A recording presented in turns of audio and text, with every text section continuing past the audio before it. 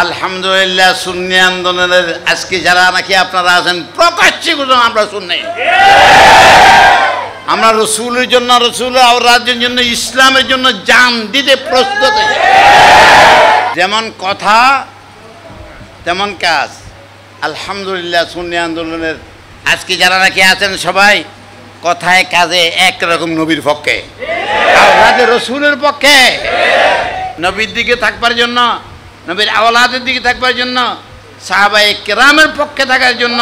আর মনটাকে আরো প্রশস্ত করেন, আরো বড় করেন, আরো সম্মুখের দিকে যাওয়ার চেষ্টা করেন।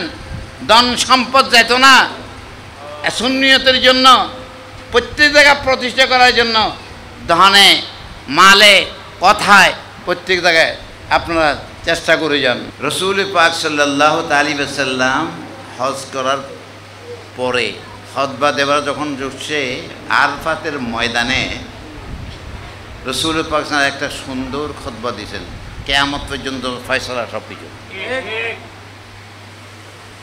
জামে মানে একটা খুতবা, সেখানে এই কথাটাই বলছিলেন যে আমার সাহাবায়ে কেরাম শোনো, তোমরা কোনোদিন পথভ্রষ্ট হবে না, মিসগাইড হবে না, দিশাহারা হবে না। তোমাদের কাছে আমি দুইটি জিনিস রাখি যাচ্ছি। একটি কি? কোরআন। একটি হলো আল কোরআন। তো আল কোরআন তো আছে, এটা শিখবো কার কাছে? এরা এটা শিখবার জন্য আল্লাহর রসুলে তার আওলাদকে রেখে গেছে, আহলে বাইতে রসুলকে রেখে গেছেন।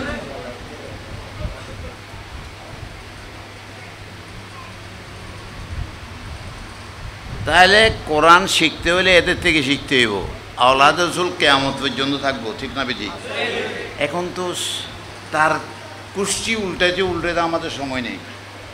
আমাদের একটা সময় আছে, নবীর পক্ষে গেলে এটাই হলো যে আওলাদের রসুল। আওলাদের রসুল রসুলের বিপক্ষে যেতে পারে না, আর রসুলের বিপক্ষে যারা নাকি আছে এটা আওলাদের রসুল নয়। বরং হাদিসের মধ্যে আছে এরা হলো জারস। হাদিসের মধ্যে আছে এরা জারস। আবু জেহেল জারস, হ্যাঁ, মুগীরা জারস, বুঝেননি? কোরআনে পাকের আয়াত অবতীর্ণ সূরা কালামের মধ্যে, নুন ওয়াল কালাম। আবু সব পড়ো না, আর দূর উড়ে খারাই পড়, বড় করে পড়। এটা হাফেজ মা, হেতে একটা হাফেজ আছে, আর নামে হাফেজ আছে, কিন্তু কামে হাফেজ খুব কম আছে। বলো না, না না, পুরো তো হেতে নয়টা বদনাম বেগুন কো।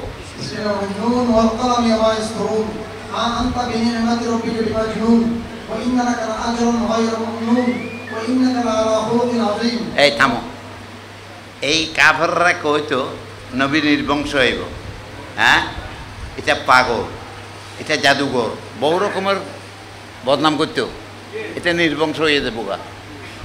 তো এইগুলির আয়াত যখন অবতীর্ণ হয়েছে, ওলীদ ইবনে মুগীরা, হ্যাঁ, এর সামনে দিকে যাক।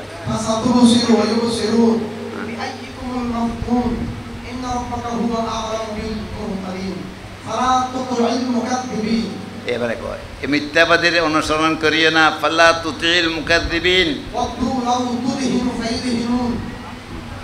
এত করল নরম কথা কইও না। মিথ্যাবাদীদের কথা শুনিও না। চুগলখোর, হ্যাঁ, একজনের সঙ্গে কথা লাগায়,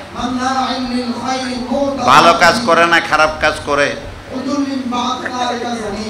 হ্যাঁ, লাস্টে তাই কইছে হারাম দাদা। কে কইছে? হ্যাঁ, আল্লাহ কি দেখছেন এগুলা? না, না দেখি কেউ। রাত্রে দিনে কোন সময় কিনতে ঘটে কি হয়, এটা কি আল্লাহ দেখে না না দেখে? না, আল্লাহ থেকে কিছু লুকানো আছে। এটা পড়ি তো ওরা কয়ে দিব আল্লাহও দেখে না অনেক সময়। আল্লাহকে জানি, হেতে শুনি মাথা খারাপ হয়ে যেতে গা, হেতে আমার মা ছাড়া তো এটা আর কেউ বুঝতে পারতো না। সোজা মার কাছে গেছে, ছুরি একখান তলবার একখান লই,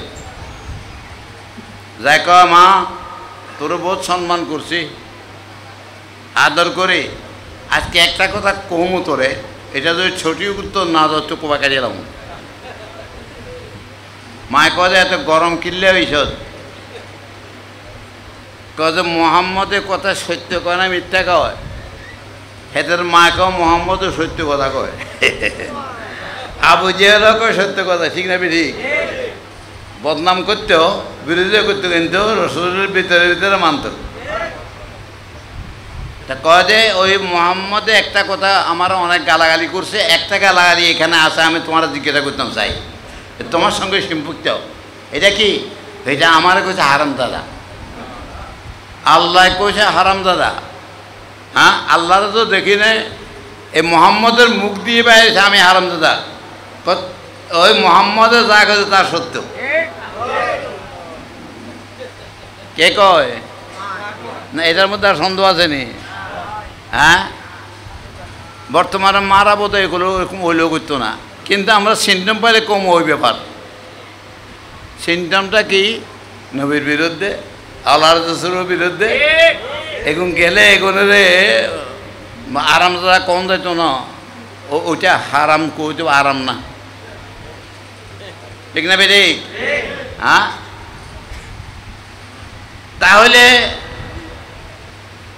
এ বলি মারা জিজ্ঞাসা করল, তোর বাপ আছিল যে তার শক্তি ছিল না, বাচ্চা দেবার ক্ষমতা ছিল না, তোদের সম্পত্তি আছে অনেক, এই সম্পত্তি রক্ষা করার জন্য একটা ফোলার দরকার, ওয়ারিসের দরকার। তো ওয়ারিসের দরকার, এই সম্পত্তি যারা দেখে রক্ষা করে। হ্যাঁ, এই চাকর আসিল যে, এই চাকরের লগে তোর এই তুই বাচ্চা হয়েছ, তুই এই চাকরের ফোলা। আল্লাহ কইল যে এটা কেমন হইল? অক্ষর অক্ষরে ঠিক নেই, অক্ষর অক্ষরে ঠিক নেই। আরে নবীর বদনাম করাইয়া, নবীর সুনাম না করাইয়া, এগুলোর জন্মের মধ্যে দোষ আছে, ত্রুটি আছে। ভালো করে চিন্তা করে আপনার মন কোন দিকে যায়, খালি এটা চিন্তা করলে আমরা হয়ে যাবো গা। আমাদের মধ্যে কোনো এরকম ছেলে নাই। আলহামদুলিল্লাহ, নবীর কথা শুনি, নবীর আওলাদের কথা শুনি, নবীর দিকে থাকবার জন্য, নবীর আওলাদের দিকে থাকবার জন্য, সাহাবায়ে কেরামের পক্ষে থাকার জন্য সবাই আসছেন আজকে, ঘর বাড়ি ছাড়ি, ঠিক না ঠিক? আপনাদের কোনো দোষ নাই, খালি আর মনটাকে আরো প্রশস্ত করেন, আরো বড় করেন, আরো সম্মুখের দিকে যাওয়ার চেষ্টা করেন। ধন সম্পদ যেত না, সুন্নিয়তের জন্য, প্রত্যেক জায়গায় প্রতিষ্ঠা করার জন্য, ধনে মালে কথায় প্রত্যেক জায়গায় আপনারা চেষ্টা করে যান।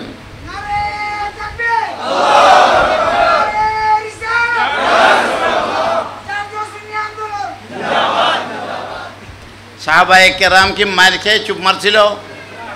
যুদ্ধের মধ্যে শহীদ হই, যুদ্ধের মধ্যে শহীদ হয়ে বন্ধ হয়েছিল। হ্যাঁ, কেন?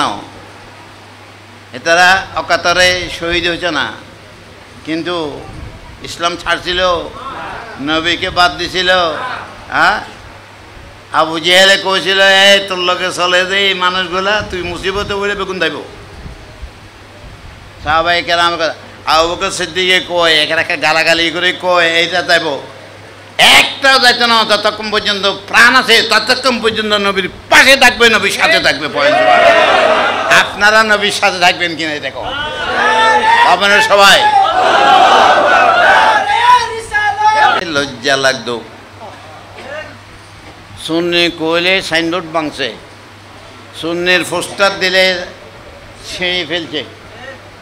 যেহেতু ইসলামের নামে রাজনীতি করে, এরা সুন্নি নামটা দেয় না ভয়ে, যে অসুন্নিটা কিলাইব। হ্যাঁ, দাবি করে ভিতরে ভিতরে সুন্নি, আর এটা প্রকাশ করতে পারে না। এই সৎসাহস নাই। আলহামদুলিল্লাহ সুন্নি আন্দোলনের আজকে যারা নাকি আপনারা আছেন প্রকাশ্যে আমরা শুনি, আমরা রসুলের জন্য, রসুল আর রাজ্যের জন্য, ইসলামের জন্য জান দিতে প্রস্তুত। আল্লাহর লাখ লাখ শুকরিয়া। আজকে সুন্নি আন্দোলনের পোস্টার, তাদের প্রচার অকাতরে চলছে। যারা কইতো না সুন্নি, কইতো শর্মাতে হেরক আমরা শুনি, হ্যাঁ, আর যারা শুননি কিচ্ছু না বলি হেরো দাবি করে আমরা শুননি। আর শেষ পর্যন্ত আস্তে আস্তে এই পর্যন্ত আছে যত আলোচনার মতে একমাত্র বেহেশতি। কি আগে বেহেশতি আসিলি না? যেমন কথা তেমন কাজ। আলহামদুলিল্লাহ সুন্নি আন্দোলনের আজকে যারা নাকি আছেন সবাই কথায় কাজে একরকম নবীর পক্ষে, রসুলের পক্ষে।